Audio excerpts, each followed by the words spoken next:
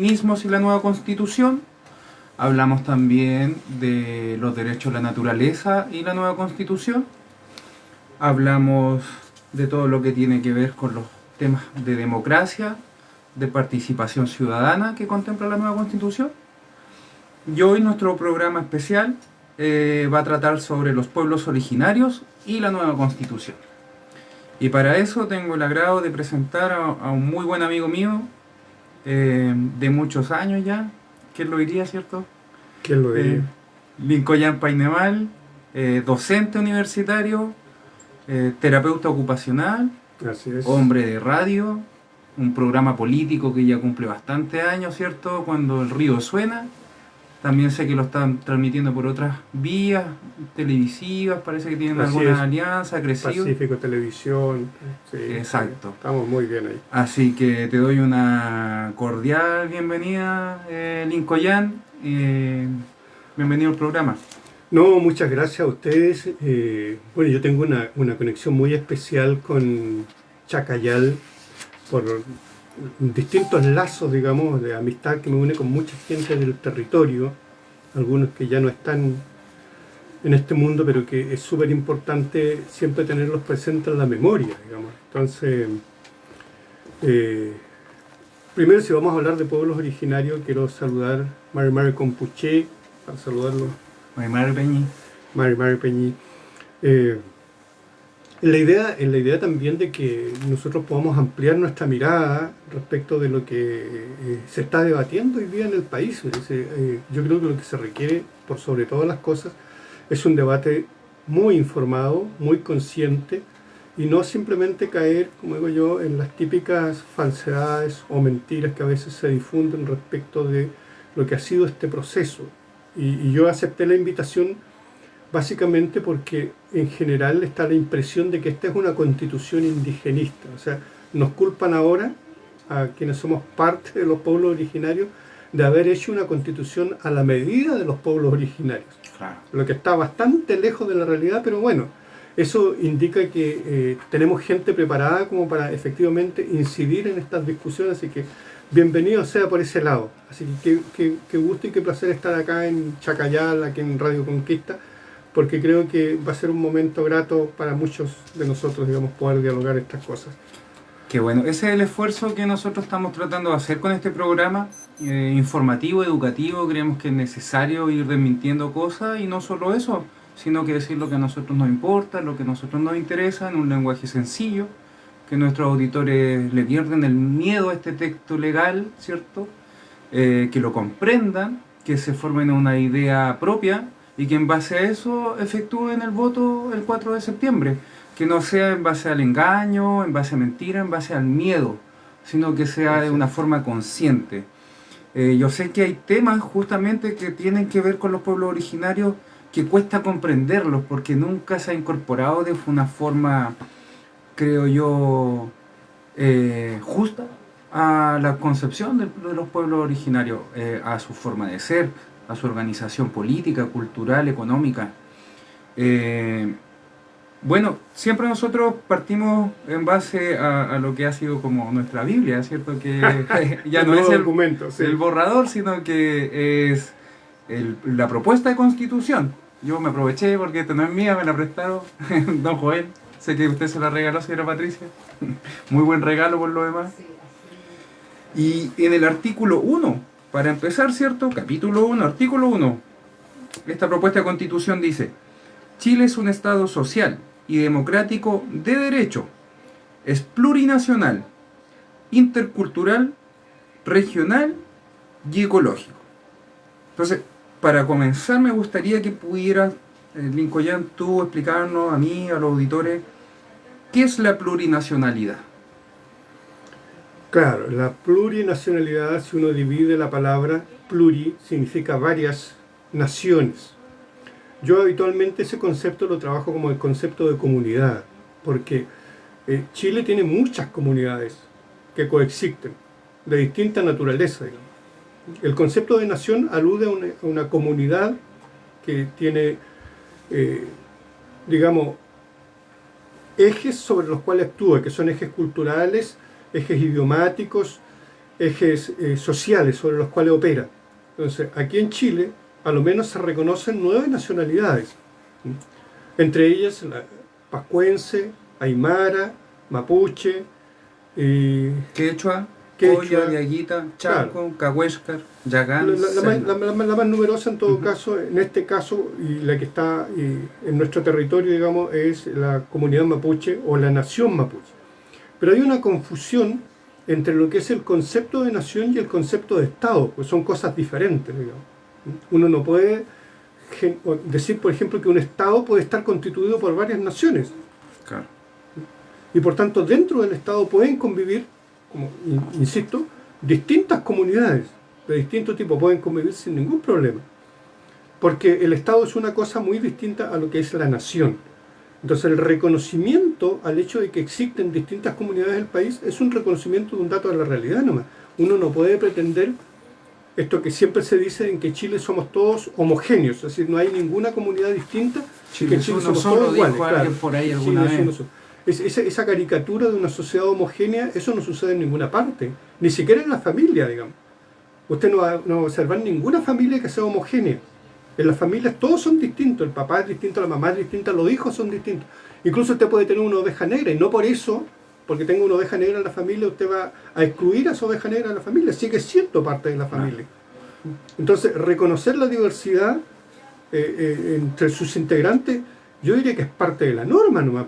Yo no sé qué es lo que les preocupa tanto a quienes de alguna manera quieren o pretenden no reconocer el hecho de que en Chile sí existen distintas naciones, de que sí existen distintas comunidades y que es necesario que esas comunidades se integren al Estado y podamos convivir en paz. Claro.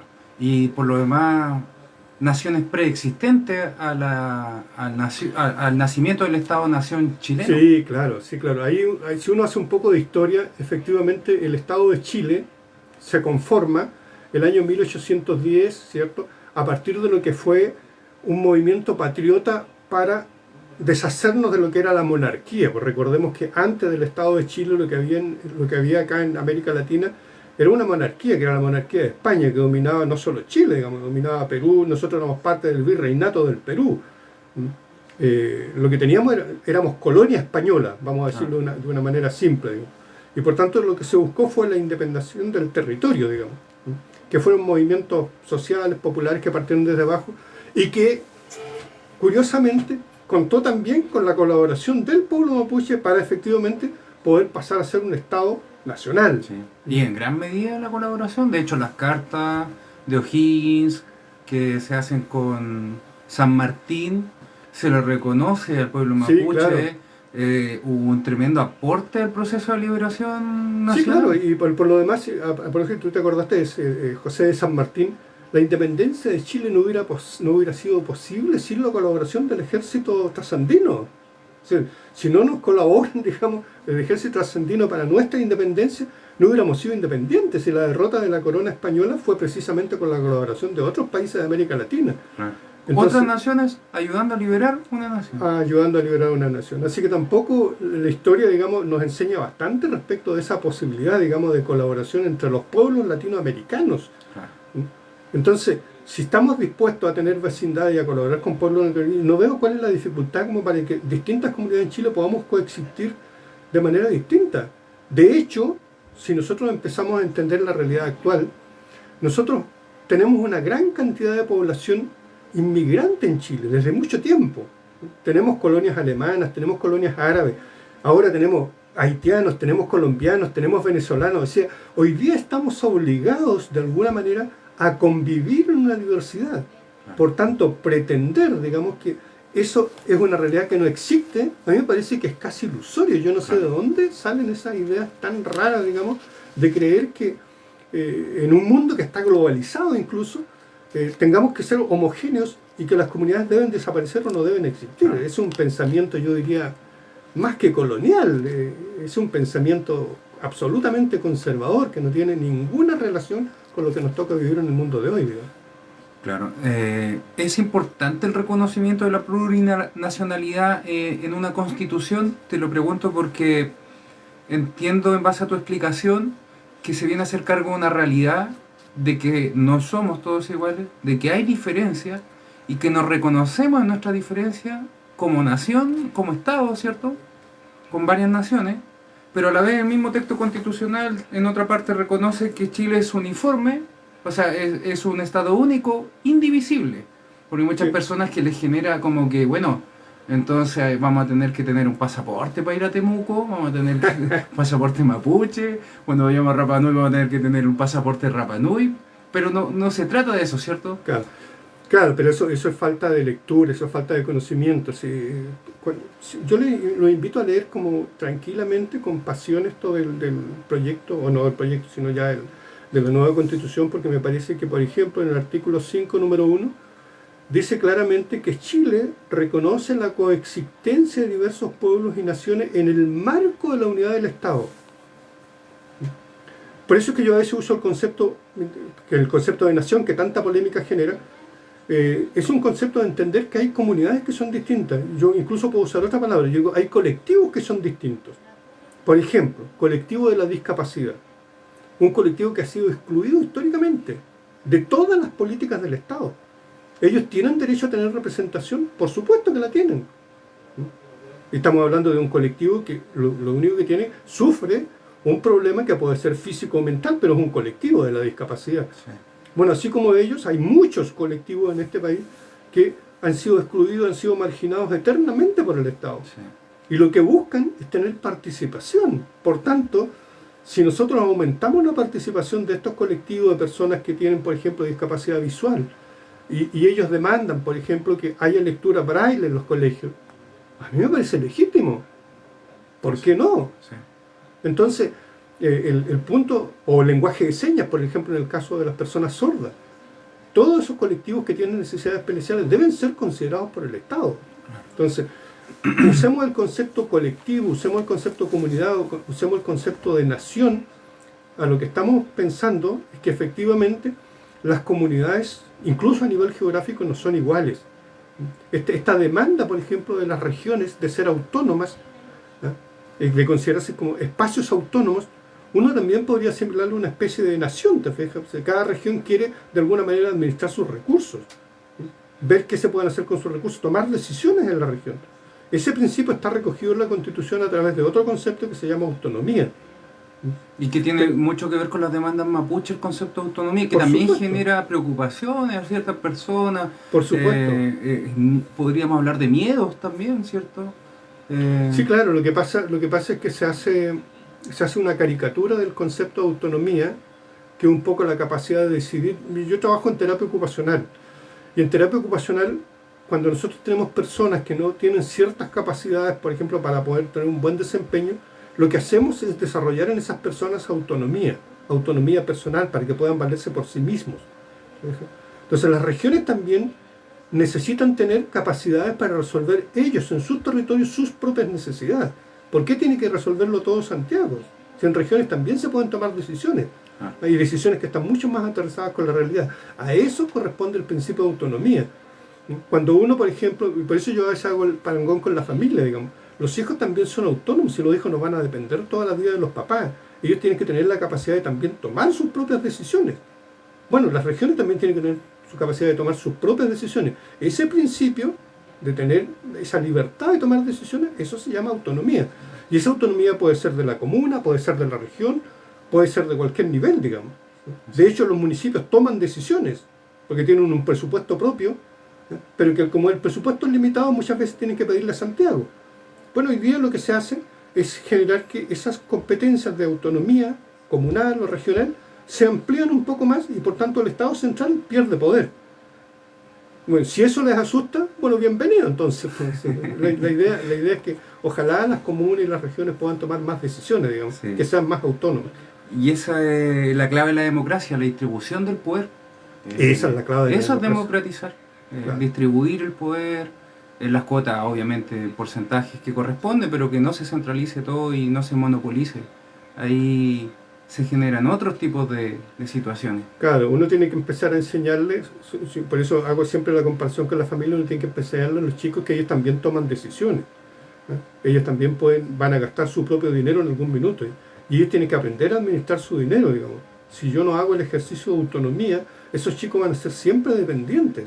Eso no puede ser. La dependencia es el mayor daño que le podemos hacer a una nación, que es lo mismo que a las personas, digamos.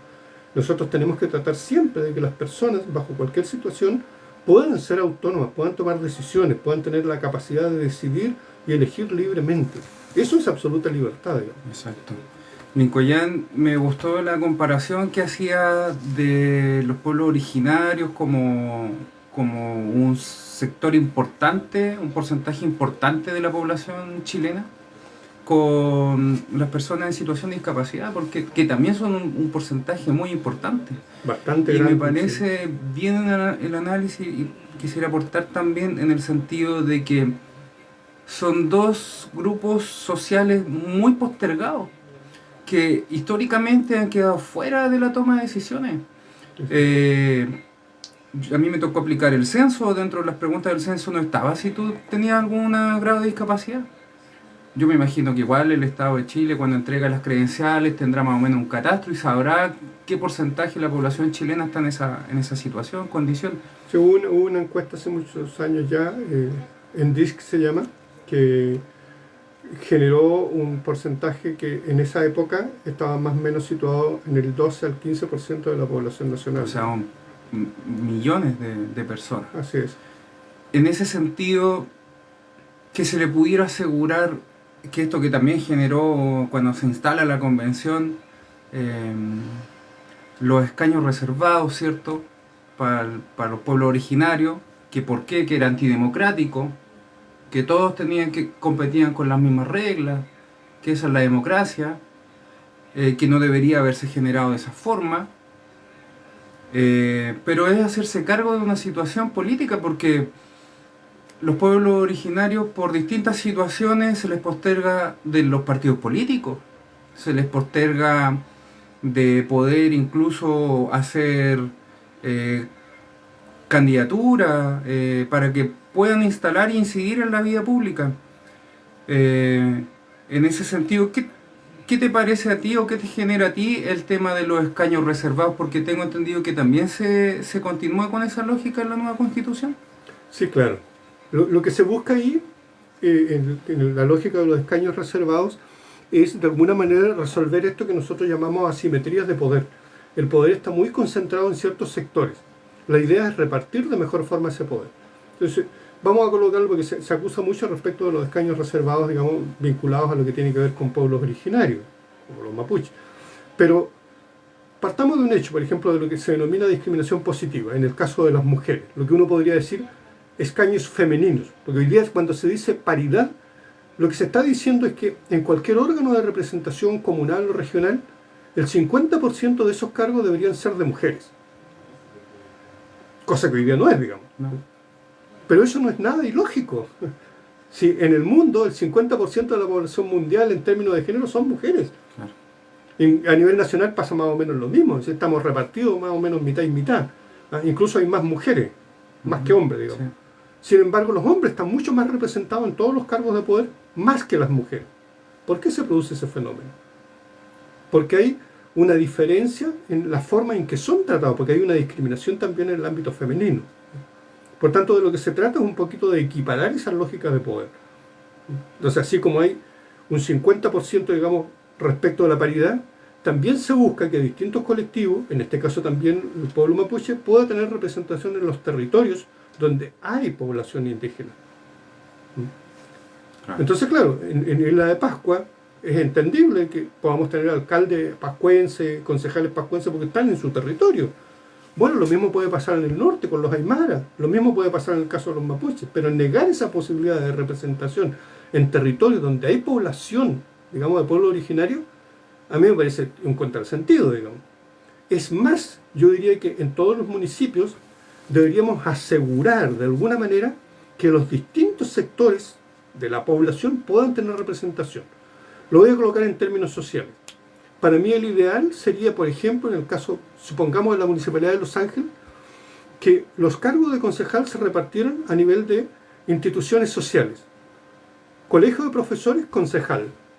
Federación de Trabajadores de la Salud, concejal. Federación del Transporte, concejal. Tendríamos una representación de los distintos sectores productivos en el municipio que le permitiría tomar mucho mejores decisiones que la composición que hoy día tenemos. Entonces, ¿a qué le tienen miedo? Claro. Yo siento que el tema de los escaños reservados es hacerse cargo de la problemática también, porque a través de eso vamos a buscar soluciones. Soluciones Por con supuesto. quien tiene el problema. Porque lo que ha pasado acá históricamente es que las soluciones las buscan y las toma de decisiones las generan a veces personas que no tienen nada que ver con el conflicto, nada que ver con los Así es. problemas.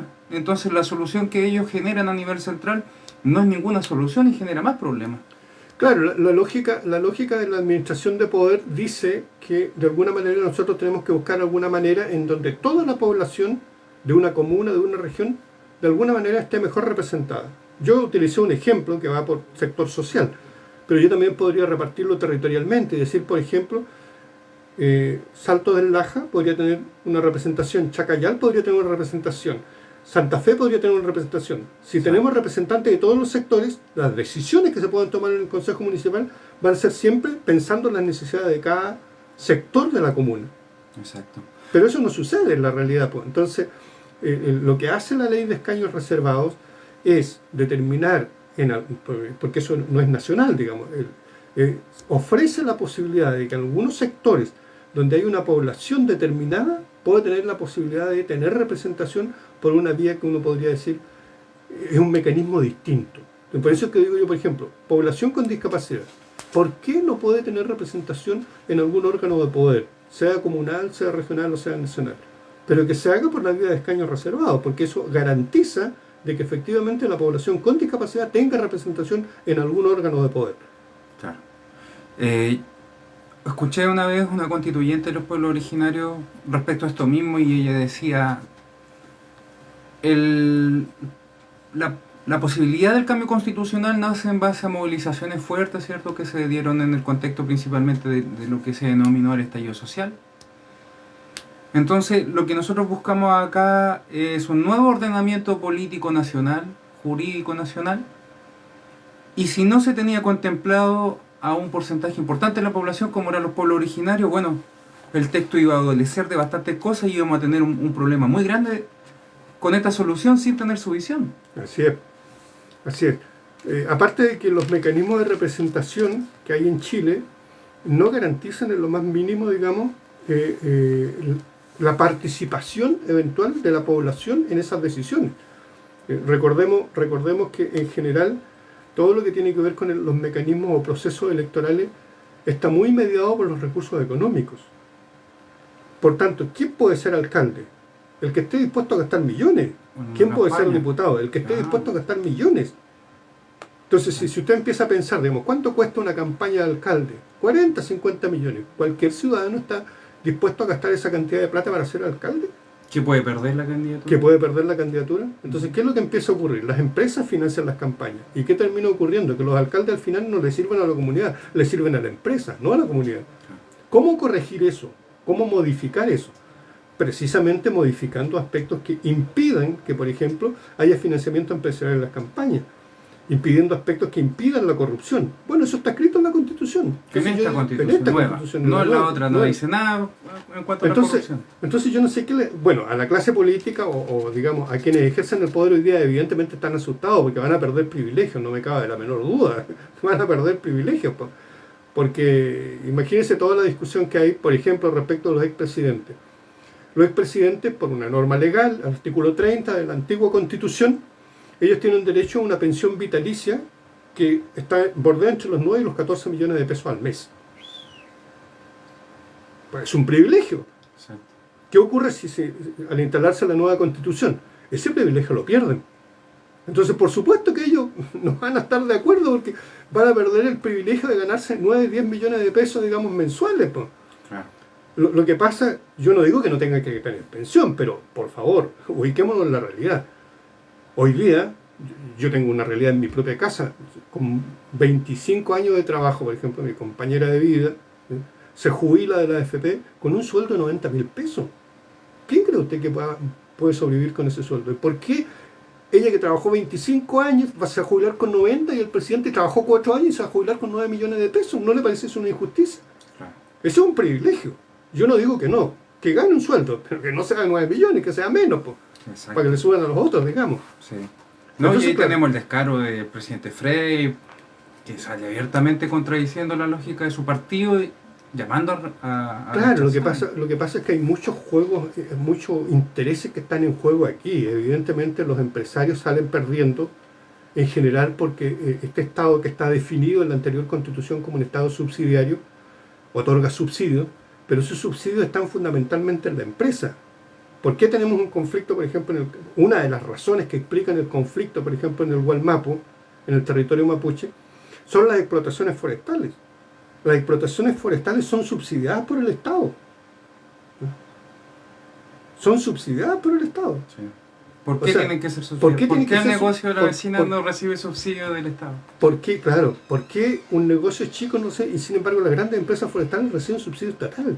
Sí. O sea, el negocio es pingüe, porque ellos ganan plata, digamos, recibiendo subsidio del Estado. Entonces, ahí hay una injusticia, pero de marca mayor. Pero eso no solo sucede en la industria forestal, sucede en casi todas las industrias. Las empresas reciben amplios subsidios. Cuando hay contratación, por ejemplo, de colocar ejemplos súper inmediatos, dice, necesitamos crear empleo, entonces vamos a generar un subsidio para que las empresas puedan generar empleo. Efectivamente, las empresas reciben ese subsidio. Durante muchos años fue así. Por primera vez ahora, ese subsidio ya no lo recibe la empresa, lo recibe directo el trabajador. Pero durante muchos años no fue así, pues. El subsidio lo recibió la empresa, no el trabajador. Entonces, esas lógicas que han permanecido durante tanto tiempo son lógicas que ahora van a cambiar, sin lugar a dudas. Y a mí me parece que van a cambiar en un sentido positivo para los ciudadanos. Y por eso es que es tan importante informarse, porque hay muchos elementos que si uno los lee, efectivamente se recuperan muchos derechos sociales que habíamos perdido. Entre ellos derechos sociales que tienen que ver con el uso del bien común, por ejemplo, está lo que nosotros en Mapudungun llamamos el litrofil munguén, el respeto por la naturaleza. Si ¿quién es dueño del agua? ¿Quién es dueño del aire? Nosotros somos parte de la naturaleza, no somos dueños de la naturaleza. Sin embargo, tenemos el absurdo de que el agua es propiedad de unos pocos, que lo han transformado en negocio. Entonces, recuperar un bien de uso público como el agua para el servicio de la ciudadanía me parece notable. Sin embargo, ya sabemos que hay mucha gente que se opone a eso, ¿no? Sí, los sectores empresariales, acá tenemos varios representantes que tienen derechos de agua asignados y ni siquiera justifican el uso, se hace una especulación financiera y se vende como cualquier otro bien de consumo más. Claro. No tiene ningún tratamiento especial, siendo que es vital para todo, para la subsistencia, para la vida. Lo que pasa es que desde el punto de vista de lo que se llama las políticas neoliberales, ha venido ocurriendo un proceso que también es parte de la discusión aquí, que tiene que ver con el llamado derecho de propiedad. Ese derecho de propiedad se ha ido ampliando cada vez más y hoy día incluso se inscriben los nombres. Entonces, yo puedo decir, por ejemplo, yo, Lincoln Paineval Morales, si alguien toma mi nombre y lo inscribe, ¿no?, y lo hace suyo, yo estoy metido en un problema. Porque alguien inscribió mi nombre. Claro. Bueno, lo que hacen las empresas es eso. Inscriben las semillas a su nombre. Tenemos empresas que desarrollan lo que se llama la biogenética y la ingeniería, y las semillas de casi todas las plantas, el maque, el boldo, están todas inscritas. Entonces se le niega la posibilidad a todos los ciudadanos, porque si usted usa esa semilla, usted después va a tener que pagar un impuesto por usar esa semilla. Claro. Así como se apropian del agua, se apropian de la semilla. Y alguien recordaba no hace mucho, digamos, de que había un poema, a propósito del natalicio de Pablo Neruda por ahí, que decía que le pedía en un poema al aire, no te vendas. Sí, porque llega el absurdo, digamos, de que a más de alguien se le va a ocurrir en algún minuto inscribir el aire como de su propiedad, entonces vamos a tener que pedir permiso para respirar. Claro. O comprar el aire, no sé, en envase. Entonces yo creo que esos absurdos que genera el modelo económico impuesto, el modelo neoliberal, eso se tiene que terminar. Claro. A mí no me cabe duda que los recursos, como las semillas, como el agua, como muchos recursos, incluso minerales, son recursos que les pertenecen a todos los chilenos y tienen que estar al servicio de los chilenos. Exacto. Al servicio del país, más que de los chilenos, al servicio del país, de todas sus comunidades. Y esta Constitución lo establece cuando habla sobre la naturaleza, y se reconocen los derechos a la naturaleza. También se reconoce que hay bienes comunes que no son o sea, son bienes comunes que no pueden patentarse, Sí, claro. como tú dices, el agua, el aire, ¿cierto? Hay bienes que son, como dicen algunos, personales y otros que son bienes comunes. Esa es una distinción que también hace la Constitución, la nueva Constitución, digamos, la que está escrita ahora. Hace esa distinción entre lo que son bienes personales y lo que son bienes comunes, digamos. Y esa diferencia yo creo que es súper importante también, digamos. Porque fíjate el absurdo que se empieza a producir cuando tú empiezas a hablar de bienes. Cuando tú compras un terreno, cuando tú construyes tu casa, por ejemplo, tú eres dueño de la cáscara de arriba, voy a decirlo en términos simples, porque el subsuelo no te pertenece. El subsuelo tiene otra legislación, que está bajo la zona minera. Entonces, en muchos lugares del país se produce este hecho, digamos, de que tú eres dueño de la cascarita, pero debajo hay alguien que inscribió eso porque bajo tu propiedad hay un mineral. Claro. Y por tanto, tú no eres dueño del subsuelo, eres solamente dueño de la cascarita de arriba. Aún peor, digamos. Si por tu terreno, por ejemplo acá en el campo, pasa un riachuelo por ahí, y alguien lo inscribió su nombre, claro, pasa por tu riachuelo, pero no es tuyo porque el agua está inscrita a nombre de otro. Entonces, en una misma propiedad pueden haber 3 o 4 propietarios, ¿te fijas? Claro. Bueno, eso hay que despejarlo de una vez, ¿te fijas? Entonces, la Constitución lo que hace es regular todo eso, ni siquiera está alterando en lo más sustantivo el derecho de propiedad. El derecho de propiedad sigue existiendo, digamos. Lo que hace, digamos, es reconocer que efectivamente tiene que ser regulado y ejercido de una manera distinta, pensando siempre en el bien común. Y yo creo que eso es lo notable de la nueva Constitución, que efectivamente ayuda a resolver muchos de estos problemas. Así que yo veo, o creo por lo menos, estoy bastante convencido porque me he dado el tiempo de leerlo con mucha detención, creo que lo que hay, o lo que viene ahora, es muy superior y muchísimo mejor a lo que teníamos antes. Sí, Lincoln, comparto tu apreciación y también quería llevarte a vincular, porque nosotros hablamos de pueblos originarios, mapuches, qué sé yo, y que siempre casi el pueblo mapuche a lo menos desarrolla, y casi todos los pueblos originarios, su actividad, su vida en un entorno rural. Entonces, la avanzada que ha tenido las organizaciones mapuche, las organizaciones que pudieron sacar constituyentes de los pueblos originarios, lo que ellos lograron instalar en esta propuesta de nueva constitución también se hace cargo del mundo rural.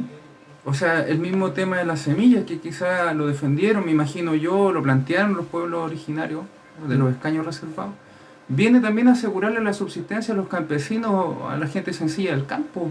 Sí, pues. Entonces no tenemos que verlo como que algo separado, sino que es totalmente complementario. ¿Qué crees tú respecto a eso? Pero absolutamente. Es decir, a ver, cuando uno dice complementario y uno dice vida en comunidad, en el lenguaje occidental, como el lenguaje académico, cuando uno trabaja, uno habla de ecosistemas. En los ecosistemas no habita solo el hombre. En cualquier terreno, digamos, tú encuentras de todo, pájaros, encuentras animales, encuentras bichos, insectos, hasta los virus que conviven todos los días con nosotros. La ciencia se apropia de todo eso, digamos, se apropia de los virus, se apropia de todo eso. Entonces, yo le pregunto a cualquiera, ¿usted es dueño de los pájaros que vuelan libremente por el mundo? ¿Quién podría ser dueño de los pájaros? ¿O quién podría ser dueño, digamos, de los peces? Sin embargo, ocurre en el mundo capitalista, digamos, de que los pájaros sí tienen dueños y que los peces sí tienen dueños. Entonces, cuando en el mundo mapuche, en las cosmovisiones de los pueblos originarios, no solo de Chile, de América Latina, de los aymaras, de los quechua, en Brasil, en distintos pueblos, todas las cosmovisiones de los pueblos originarios dicen: nosotros no somos dueños de la naturaleza. Nosotros somos parte de la naturaleza y lo que nos corresponde es coexistir con todas las especies que habitan el mundo. Nosotros no somos dueños ni de los pájaros, ni de los insectos, ni de nada. Nosotros coexistimos con los demás y tenemos que aprender a coexistir con los demás. A tal punto que la vida de nosotros depende de lo que pasa en el ecosistema. Si usted contamina el agua, no solo contamina el agua, se contaminan los animales, se contaminan los pájaros, se contaminan los peces, se contamina todo. Por tanto, le estamos haciendo un daño a la naturaleza. Entonces, la coexistencia depende de todos nosotros. A tal nivel que hoy día, por ejemplo, un simple y mortal virus llamado COVID-19 nos tiene a la humanidad entera mal traer. Porque no hemos aprendido a convivir con esa especie tan minúscula, porque nosotros tenemos virus de todo tipo, algunos buenos, otros malos, pero tenemos virus, tenemos bacterias, tenemos hongos, tenemos una variedad enorme de especies que habitan y conviven con nosotros. Todos son necesarios, pues las aves son necesarias, los animales son necesarios, todos son necesarios. Sí. ¿Quién dijo que el hombre era el único ser o el único especial, digamos, que podía vivir en el mundo a su antojo? El hombre lo dijo. El hombre lo dijo. De eso se Esa trata. es la visión antropocentrista, poner el centro de todo y que todo lo demás está al servicio nuestro. A mí también en los pasajes que he leído de la Constitución que hablan sobre los derechos de la naturaleza, que hablan sobre... Porque también esta Constitución no se hace cargo solo de los problemas para adelante, sino que también trata de resolver los que tenemos hacia atrás y el daño que ha generado esta visión de que el hombre está en el centro de todo y que todo está a disposición de nosotros. Por ejemplo, la Constitución en el artículo 35, transitorio, habla sobre la restitución del bosque nativo y del suelo. El Estado tendrá que buscar la forma, a través de leyes y normas, de obligar a hacernos cargo del tremendo daño que hemos causado, por ejemplo, con el tema de los monocultivos de pino y eucalipto, que generan un daño tremendo en las comunidades, no solo mapuches, sino que en las comunidades campesinas. Claro, por eso te digo, todas estas son discusiones académicas. Yo creo que la Constitución lo que ha hecho es colocar, básicamente, o la nueva Constitución lo que coloca son los ejes sobre los cuales tiene que discurrir todo lo que vaya a ocurrir en el país. Sí. Hay también un error ahí cuando mucha gente cree que la Constitución resuelve todo de una vez.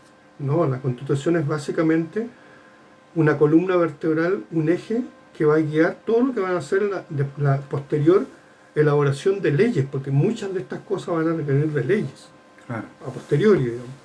No es que automáticamente se resuelva todo, solamente fija, como dice, el marco hueso sobre lo cual va a operar el Estado de Chile. Claro. Sí, Y eso es importante entenderlo, porque de recalcarlo, repente la gente poco menos que espera que mañana le van a subir el sueldo, que mañana va a subir... No. Que si no tiene casa y la Constitución le garantiza casa, mañana va a tener la casa y todo. No es así. Todos estos procesos son de largo aliento. Lo que pasa es que tenemos que tener un eje sobre el cual tenemos que empezar a funcionar. Y ese eje sobre el cual tenemos que empezar a funcionar, este marco regulatorio, está muy bien diseñado y muy bien pensado a partir de ahora. ¿Qué es lo que hay que hacer a partir de ahora? Y esa es una discusión académica, por eso es que es importante informarse. Es una discusión que también transita no solo en el ámbito científico, por ejemplo, esta distinción que tú señalaste recién entre lo que es bosque y plantación. El bosque es siempre diverso, ¿no? Conviven muchas especies arbóreas, arbustos, de distinta naturaleza, árboles de distinta naturaleza, porque todos cumplen una función. La plantación no, porque la plantación es monocultivo, es solo una especie, nada más. Entonces, no hay que confundir bosque con plantación, son cosas diferentes, digamos. Es lo mismo que cuando tratan de instalar esta idea de que la soberanía respecto a la autonomía son cosas diferentes. El Estado respecto a la nación también son cosas diferentes. Entonces, este juego discursivo que utiliza mucha gente de hacer que se entienda una cosa por otra, no ayuda a nadie. Aquí lo que se trata es de despejar precisamente que el Estado es una cosa y la nación es otra cosa. Son cosas diferentes. Las comunidades van a seguir existiendo independiente de cuál sea el carácter del Estado, digamos. Van a seguir existiendo. Y de hecho en el mundo hay muchos ejemplos de eso, digamos. Sí. Hay muchos ejemplos, digamos, de comunidades autónomas. Por ejemplo, España tiene comunidades autónomas, Canadá tiene, Nueva Zelanda tiene comunidad autónoma. Sí, el tema no es ese. El tema pasa porque efectivamente tenemos que empezar a entender, digamos, de qué trata una palabra y de qué trata otra palabra, porque si no, nos empezamos todos a enredar en esta discusión y no nos ayuda en nada. Pues. Sí, tomando eso de los conceptos, por ejemplo, la plurinacionalidad no es nada nuevo. La plurinacionalidad en España, como tú decías, y en muchos países se reconoce dentro de su constitución la existencia de varias naciones. Sí.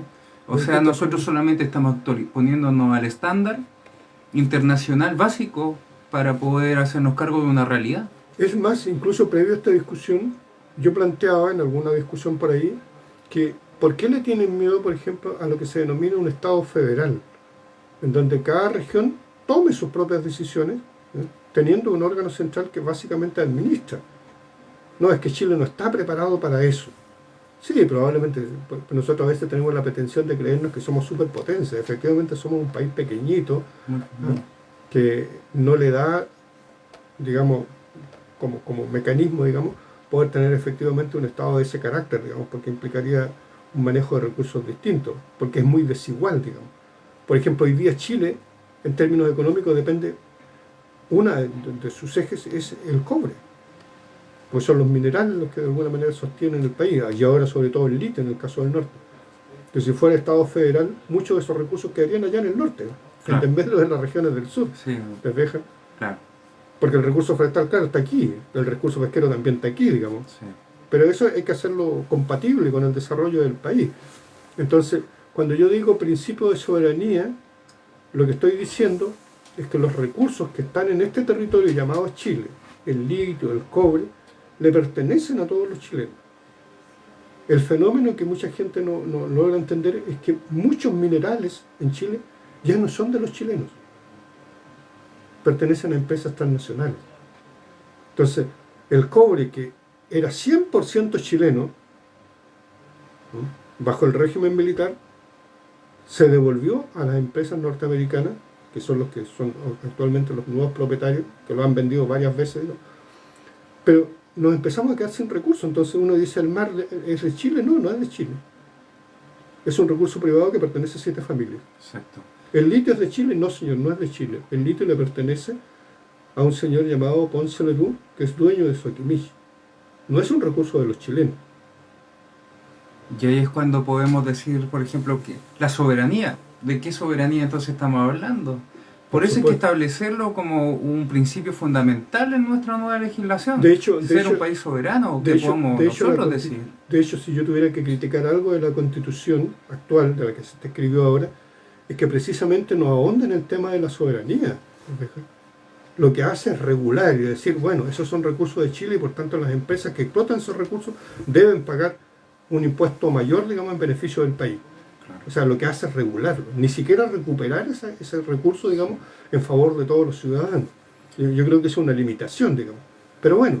¿Es perfectible esta Constitución? Absolutamente. Todos dicen es perfectible, pero como en el sentido de quererle restar cosas, pero podemos perfeccionar, sumar cosas. No, por lo menos, y un dato importante para que también la ciudadanía entienda, digamos, la Constitución del 80 no tenía ningún mecanismo para poder corregir eso.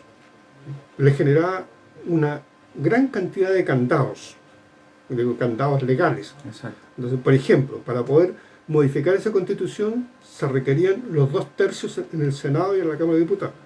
Pero ni aún así pasaba por el Tribunal Constitucional, que también ahí requería un porcentaje, digamos, que ahí era mucho más alto todavía. Sí. Por tanto, nunca se pudo hacer una reforma de esa Constitución. Y que era una institución que funcionaba como un mecanismo de defensa claro, de no modificar la Constitución para ciertos intereses. Claro, en cambio, esta Constitución que viene escrita trae expresamente la posibilidad, está escrito en sus párrafos transitorios, de poder modificar esta Constitución bajo ciertos parámetros, donde reduce incluso esos porcentajes de aprobación. Y quizás es importante también decirlo, porque a propósito dice que esta es una Constitución, porque también se argumenta así, que esta es una Constitución de unos pocos, que está mal diseñada y todo. Lo cierto es que esta Constitución se escribe bajo los marcos que se establecieron en el llamado Acuerdo por la Paz, que fijó un promedio de 2/3 para aprobarlo. Y todas las normas que fueron aprobadas para esta Constitución fueron aprobadas con los 2/3. Y más. Y más algunas, bastante más, digamos. Pero en general todas fueron aprobadas con los 2/3. Segundo, otro elemento que también es importante, dice, esta Constitución la hizo gente que no conoce o que no sabe. También es falso. Más del 80% de los constituyentes eran profesionales. El 50% de esos profesionales eran abogados, es decir, conocen de leyes. ¿Te ves? 50%. Abogados constitucionalistas, de mucha trayectoria. Pero habían también médicos, habían también economistas, habían profesores, habían personas de la salud. Y nos dice, Constitución indigenista, por favor. Nosotros pudimos estar en esta Constitución y escribirla gracias, porque eso no estaba escrito en el Acuerdo por la Paz, gracias a la posibilidad, digamos, de incorporar 17 escaños de 150. ¿Y Mapuche solamente? 7. 7. Entonces, No o sea, se sustenta si ese tenemos, argumento. si esos 7 constituyentes mapuche pudieron convencer a esos otros 100 y tantos, digamos, significa que tiene una capacidad de convencimiento, pero fabulosa. Claro. Lo que no es cierto, digamos. Todo lo contrario, digamos. Lo que empezó a ocurrir es que desde el primer minuto a todos nuestros constituyentes se le empezó a segregar, se le empezó a separar, se le empezó a menoscabar. Y yo puedo decir, por ejemplo, no sé, Natividad Yanquileo, joven abogada, digamos, con una postura muy nítida dentro del Consejo, o Adolfo Millabur, un hombre que tiene experiencia, que fue alcalde, o sea, nadie puede decir que de los constituyentes que han estado, yo hablo solo de los que están en esta... Elisa Loncón. Elisa Loncón, de los que están solamente aquí en el territorio, digamos. Yo creo que todos eran personas muy preparadas, muy capaces, y que confío plenamente, y no solo confío por eso, sino porque yo fui parte de ese proceso también. O sea, yo no he estado nunca aislado o neutral respecto a estos procesos. Yo participo, colaboro, discuto, analizo, porque creo que eso es lo que hay que hacer, digamos. O sea, uno no puede dejar solo al constituyente, que es lo mismo que yo digo respecto al alcalde. Uno no puede dejar que los alcaldes hagan y deshagan. Tienen que tener un control, y ese control lo tienen que ejercer los ciudadanos. Lo mismo respecto a los concejales, porque si no, lo que empieza a pasar es que tanto los concejales como los alcaldes, en las elecciones usted los ve, terminaron las elecciones, no los ve nunca más hasta la próxima elección. ¿Y ahí quién los controla ahí? Somos nosotros, los ciudadanos, los que tenemos que controlar, los que tenemos que exigir que estén en los territorios, los que tenemos que exigir que se aprueben los presupuestos, los que tenemos que exigir que saquen los proyectos. Entonces, bueno, eso es lo que yo hago. Exacto. Eso es aportar a la convivencia ciudadana, a la convivencia social. Es lo que buscamos hacer también con este programa, que la gente se sienta parte, porque esta es su constitución, para su país, para su estado, para su comuna, para su vida. Así que léala. Así que léala en la medida que pueda. Los que no pueden leer la guía práctica, que es un muy buen resumen, que lo vamos a estar entregando mañana. Mi consejo práctico es: los profesores son expertos en temas de educación, vayan a los artículos que ven en educación y vean lo positivo que está en el ámbito de educación. Los que trabajan en el ámbito de la salud, que revisen los artículos que están en el ámbito de la salud. Los campesinos, que revisen los artículos que están referidos a la naturaleza y a los derechos territoriales. Si cada sector revisa, se van a dar cuenta de que efectivamente lo que hay es muchísimo mejor lo que viene a lo que teníamos hasta la hora. Así que... No, la norma rural, por ejemplo, vinculándolo a los pueblos originarios, trae bastantes novedades positivas para las zonas como esta. Por ejemplo, fomenta la producción ecológicamente sustentable, fomenta la creación de ferias libres, garantiza el libre uso e intercambio de semillas tradicionales, cuida que su producción de alimentos garantice una alimentación saludable. Y quiero recalcar el tema de la alimentación y vincularlo a la soberanía. Podemos decir que Chile es un estado soberano si el 70% de la alimentación la trae del extranjero, teniendo todas las condiciones climáticas en el largo de nuestro país para generar todas las clases de alimentos que nosotros pudiéramos hacer. ¿Por qué no se hace? ¿Por qué no generamos unas condiciones mínimas para la subsistencia de nuestro propio compatriota? Claro. Eso yo lo veo porque es como una lógica, sí, claro, del tema neoliberal, ¿cierto? Que dicen, no, es que ¿para qué más hacer el azúcar si sale más barato traerla afuera? Sí, pero claro. ¿qué pasa en situaciones como esta, como la pandemia? Claro, esas definiciones que son de economía, si nosotros vamos a hacer una economía exportadora o no, son definiciones importantes para la ciudadanía. Cuando uno habla de soberanía alimentaria o de cualquier tipo de soberanía, lo que está hablando es de la capacidad que tiene el Estado de satisfacer las necesidades con los recursos que tiene de su población. Entonces aquí se produce una paradoja. Nosotros, no es que Chile no tenga riqueza y no haga producción, nosotros producimos. Por ejemplo, se produce mucho salmón de exportación. Entonces, en Europa, en China, en Asia, en todos lados consumen salmones chilenos. Los que no consumimos salmón somos nosotros. La palta, lo mismo. O si consumimos, digamos, lo que queda un poco como desecho. Claro. Bueno, pasa con la fruta, pasa con todo. La uva es de exportación. Uno dice, ¿se produce madera? Sí, claro que se produce madera, y muchísima madera. Se produce papel, sí, se produce cobre, sí. Pero ese papel Nosotros no fabricamos el papel, nosotros lo que vendemos es el chip. Otros fabrican el papel y después nos venden el papel a nosotros, bastante más caro por lo demás. Entonces, claro, producimos bosque, hacemos madera y la madera es de exportación. Con la madera que tenemos en Chile podríamos satisfacer las necesidades habitacionales de toda nuestra población. Resolver, por ejemplo, que las personas efectivamente tengan vivienda digna. Pero no, pues como no son recursos del Estado, son recursos privados y ellos lo usan para exportación, entonces nos damos el lujo de tener cientos de hectáreas de bosques, de producir muchísima madera, pero no para satisfacer las necesidades de la población, sino para la exportación. Y la exportación significa dólares y lucro. ¿Para quién? Para las empresas. Bueno, pasa con la fruta, pasa con el cobre, pasa con todo. Sí. Entonces, recuperar la soberanía es un asunto, digamos, absolutamente importante para el país. Ahora, eso supone un proceso de mediano y de largo plazo, porque efectivamente aquí nos vamos a enfrentar digamos, a poderes fácticos que son muy poderosos y por tanto tiene que ser de alguna manera regulado. Entonces hay que permitir que, claro, si se sigue explotando bosque, aseguremos que una parte de esa producción sea para Chile. Si se sigue exportando fruta, aseguremos que una parte de esa producción también sea para el consumo de sus habitantes. ¿Te fijas? O sea, a tratar de asegurar que la primera beneficiaria respecto de los recursos que tiene este país sean para sus propios habitantes. Y no ocurre lo que ocurre ahora, digamos, que generamos mucha riqueza, digamos, pero no para los habitantes. Para el extranjero. Claro.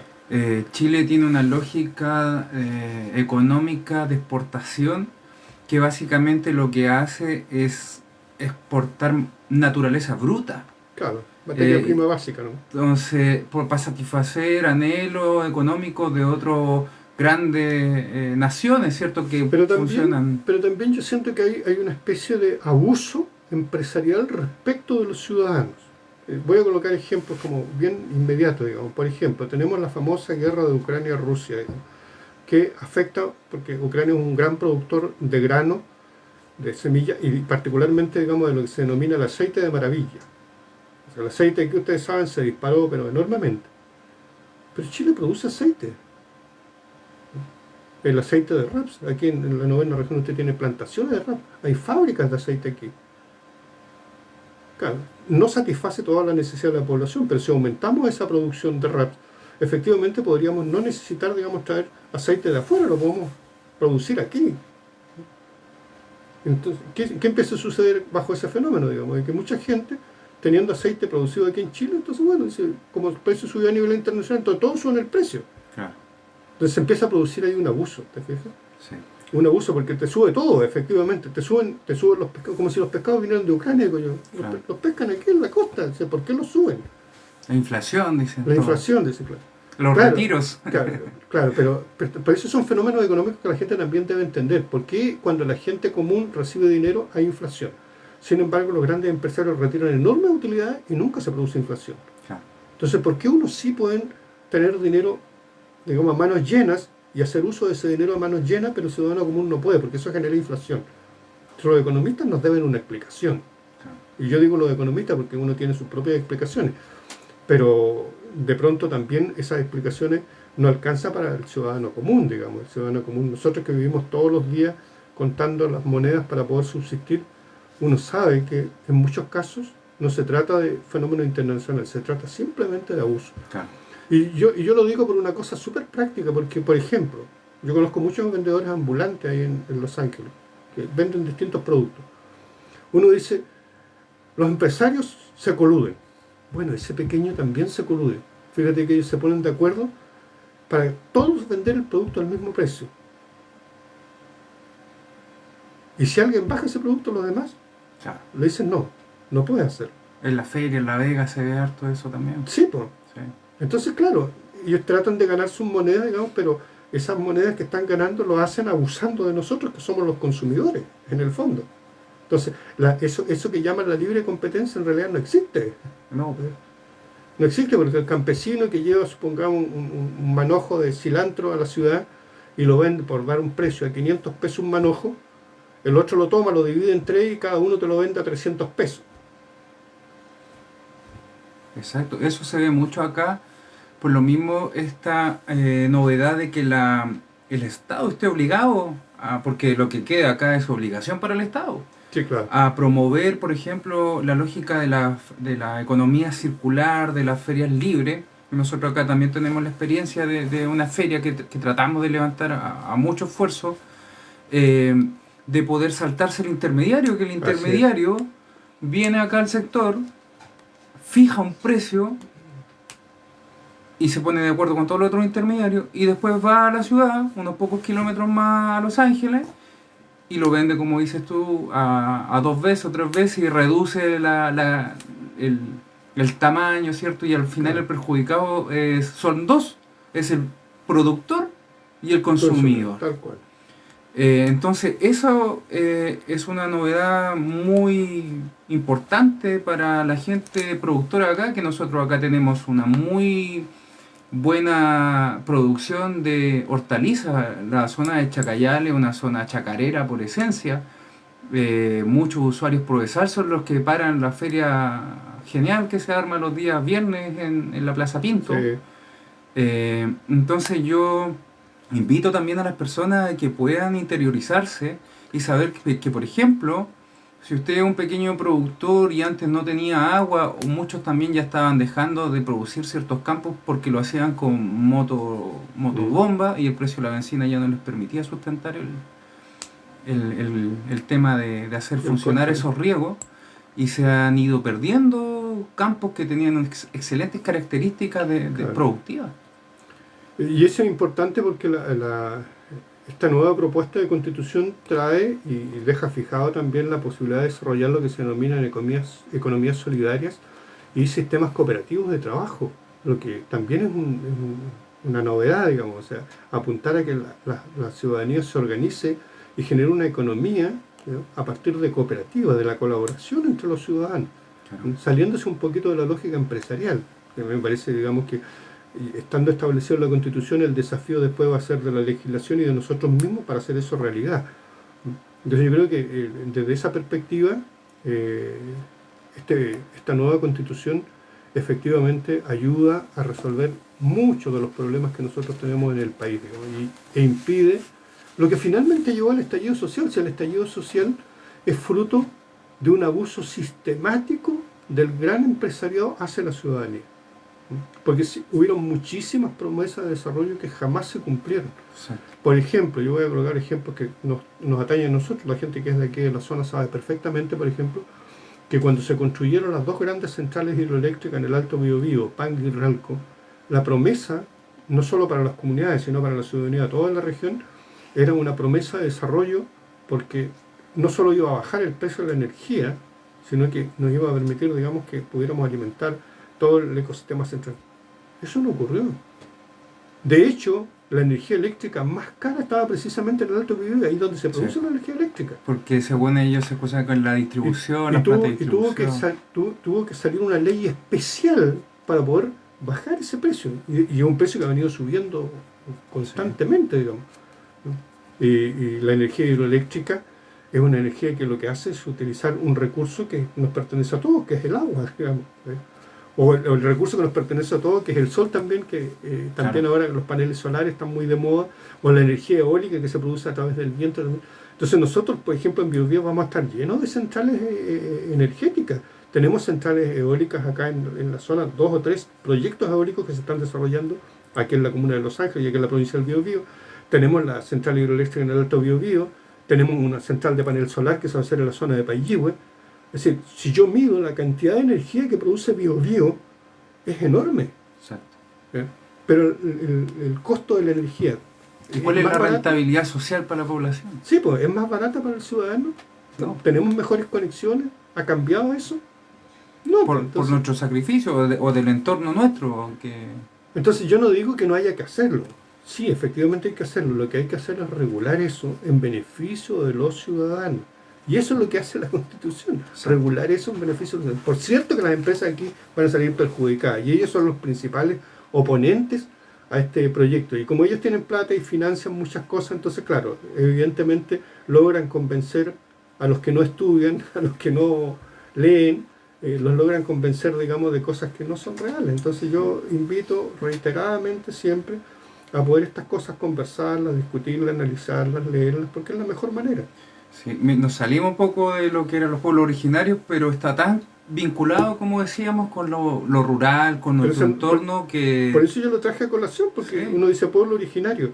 En el Alto Biobío, con las centrales hidroeléctricas, esa promesa del Roche, ¿qué significó? Relocalización. ah, A los peñis los sacaron de su territorio, unos los mandaron a la alta cordillera, donde tienen 4 o 5 meses con nieve, donde no pueden hacer prácticamente nada, ¿ya? Y a otros los mandaron a otros territorios sin ningún apoyo. O sea, los Santo Barrio, condenaron definitivamente a la pobreza. exacto.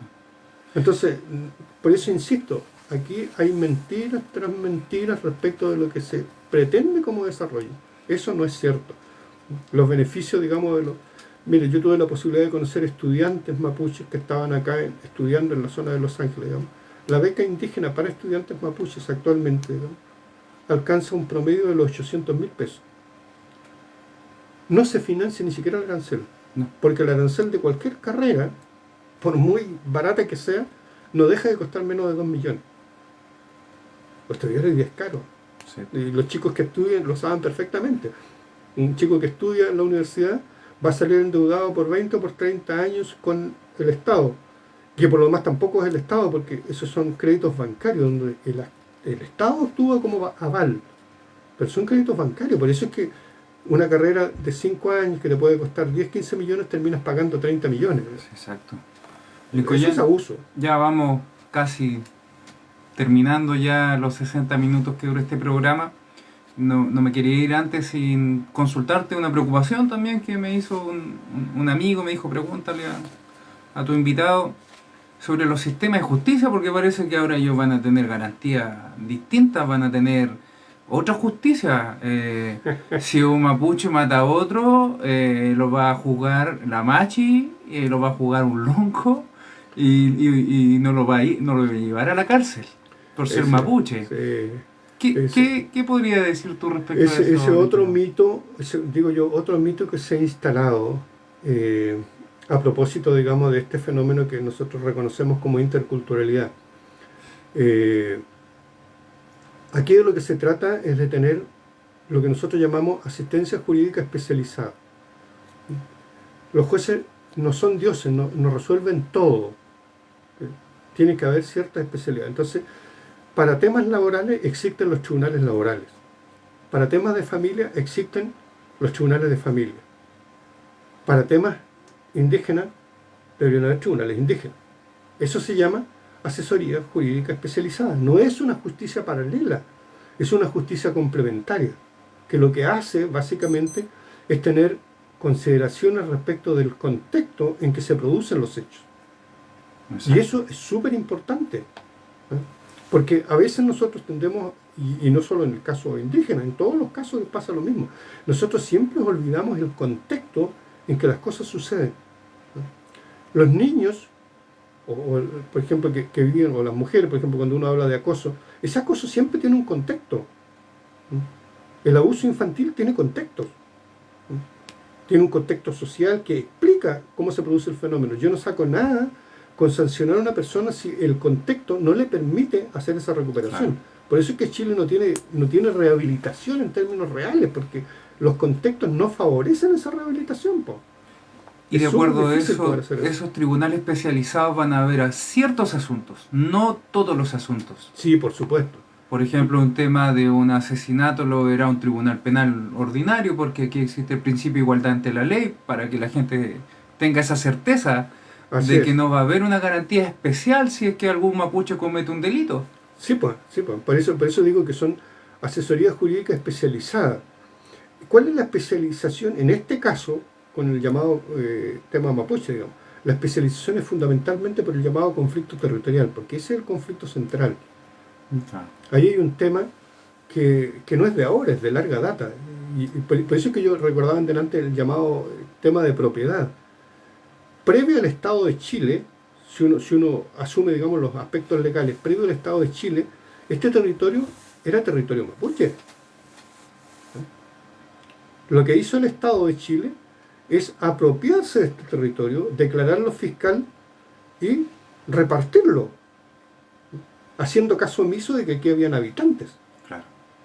Y eso de cierta forma es lo que vamos a buscar solucionar en parte con Así es. estas nuevas reglas, con esta nueva constitución Que- Mira, es similar al caso de las personas que teniendo una casa, por ejemplo, llega alguien, se toma la casa y se apropia de su casa. Y después se claro, hace dueño de la casa. claro. Es lo mismo. Aquí, el Estado de Chile se apropió de una casa que no le pertenecía. Se quedó en ella y después más encima quiere sacar a los habitantes originales de esa casa. Claro. Y no reconocerle No ningún reconocer derecho, ningún su derecho, cultura, ni nada. herencia, ni ninguna cosa, digamos. Exacto. Nada. Bueno, lo que resuelve esta constitución es precisamente buscar un mecanismo, a través de asesoría jurídica especializada, que efectivamente permita resolver este conflicto, que es Sí, el conflicto más importante que tiene sí. el pueblo mapuche. Yo hago ahí una reflexión igual de una vez escuché, ¿por qué vamos a esperar que el Estado, porque estaban en una recuperación territorial unos mapuches, vamos a esperar que el Estado venga, porque estaba el nombre de un colono francés creo, a comprar el terreno que él se tomó? Eso se llama usurpación. Así ¿Sí? es. Y si el Estado le compra al usurpador, él está haciendo como una especie de recepción. Cuando tú compras algo robado, tú haces una recepción. Así es. No tendría por qué, y por eso los mapuches dicen, no, no vamos a esperar a que el Estado resuelva el asunto si nosotros sabemos por dónde va la solución. Entonces, estos tribunales especializados, bien dices tú, Lincoln, van a asegurar esos procesos que lleguen a buen término, que se hagan en base a una realidad jurídica real y no a Sí, la claro. realidad jurídica mañosa que se utiliza para hacer ese tipo de abuso legal, porque aunque usted sea legal, es abusivo. Sí, claro, por eso yo digo que es súper No porque sea peligroso. legal va a ser justo, digamos. Así es. Por eso es que yo insisto en que para estas cosas hay que tener criterios que son bastante más amplios, porque, por ejemplo, eh, en el caso de las semillas, digamos, si alguien inscribió las semillas de una determinada especie arbórea, por ejemplo el maqui, a su nombre, usted que tiene un maqui en su terreno, digamos, y quiere vender ese maqui, a futuro lo que le va a provocar como problema es que eso no es suyo, porque esa semilla está inscrita a nombre de otra persona. Ah, Eso es un absurdo, sí, ¿te pues. fijas? Pero se puede dar, o se da. Claro, Es que eso poco pasa. a poco se empieza a dar, ¿te fijas? Claro. Poco a poco se empieza a dar, porque es un derecho de propiedad que ya está inscrito. Es lo mismo que los nombres. Cuando usted inscribe un nombre, por ejemplo, voy a tomar el mismo nombre en la radio. Si la Radio Conquista ya está inscrita como un recurso, digamos, no cualquiera puede inscribir la misma radio bajo el mismo nombre. No, porque hay un tema legal ahí de por medio, ¿te fijas? Claro. Entonces, ojo con ese tipo de cosas, digamos. Pues hay derechos que son intelectuales, hay derechos que son naturales, hay derechos que son de distinta naturaleza. Todos nos hablan de propiedad. Entonces, eso es lo que la Constitución busca regular de alguna manera, digamos, que los bienes que son comunes a la sociedad no pueden pertenecerle a alguien en Exacto, particular. exacto, ¿No? Esa es toda la diferencia, digamos. exacto. Entonces, yo creo que es importante, por eso insisto, en que uno pueda leer más y enterarse bien de qué se trata. De hecho, la Constitución mantiene prácticamente los mismos parámetros en términos de proteger el derecho de propiedad. De hecho, No, lo dice sí, específicamente.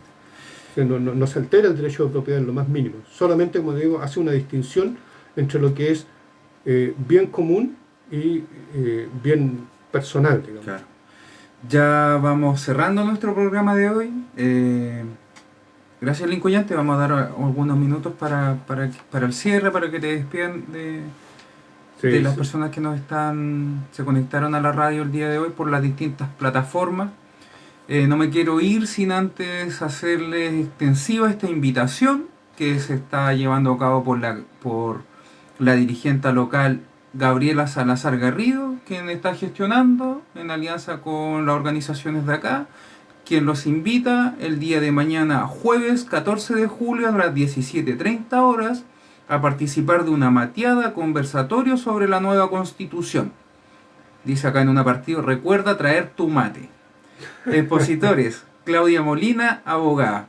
Lugar, sede de la Junta de Vecinos, Chacayal Sur. Entonces la invitación está hecha para mañana 14 a las 5:30 en la Junta de Vecinos de Chacayal Sur, mateada conversatorio sobre la nueva constitución. Vamos a estar hablando entre iguales, con dirigentes locales, con algunos expertos para que más que nada orienten, pero la idea es que sea una discusión ciudadana, sincera, y están invitados también las personas que vayan por alguna otra opción, no necesariamente solo los que vayan por una. y no las digo porque me tiraron las orejas por ahí, así que no digo nada respecto a las opciones. Pero la idea es poder discutir con base argumentativa real, la propuesta, y también vamos a estar haciendo, o van a estar haciendo entrega del libro que es la guía práctica, que es un muy buen resumen de la propuesta de constitución. Así que esa es la invitación para mañana. Gracias, Lincoln, gracias por No, tu conocimiento, por tu a disposición. ustedes. Siempre se hace como el tiempo escaso para este Sí, tipo de cosas. claro. Yo invito también a la gente que efectivamente dialogue, converse más. Y por cierto, yo voy a estar siempre disponible. Me hubiese gustado estar mañana. Yo, por desgracia, digamos, por temas laborales, yo llevo muchos años trabajando fuera de la zona. Estoy en Concepción, hago clases en la Universidad de las Américas también. Entonces me toca mañana estar allá en terreno, digamos, con mis alumnos, digamos. Claro. No podría estar en el territorio, pero yo cada vez que puedo y tengo la posibilidad de estar en el territorio, siempre estoy vinculado, conectado, dialogando, conversando, discutiendo, debatiendo, porque creo que ese es el mejor ejercicio que uno puede hacer. Dialogar, incluso a nivel de la familia, que a propósito de estas llamadas tecnologías, cada vez se hablan menos en la familia, están todos conectados al teléfono y muy poca posibilidad de conversar de las necesidades, de los problemas de cada uno de los integrantes de la familia. Yo también los invito al mismo ejercicio. Uno tiene que conocerse, saber quiénes son, cuáles son los problemas que enfrentan. Esa es la mejor manera de generar una mejor convivencia. Así que muchas gracias a ustedes por la invitación y espero encontrarnos más adelante. Gracias, Lincoln. Dejamos hasta acá entonces el programa. La invitación es para conectarse el próximo miércoles, y a los que puedan nos vemos entonces mañana.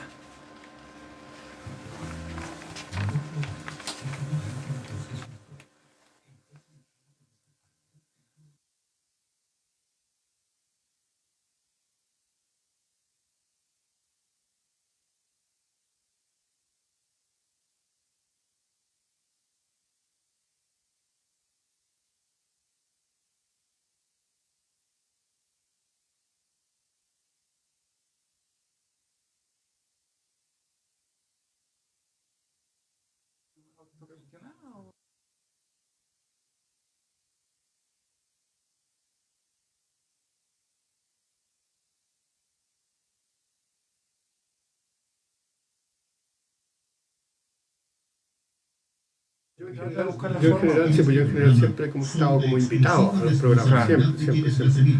De hecho, a mí me han invitado a hacer muchos tipos. Yo estuve, por ejemplo, como 2 años haciendo un programa de música.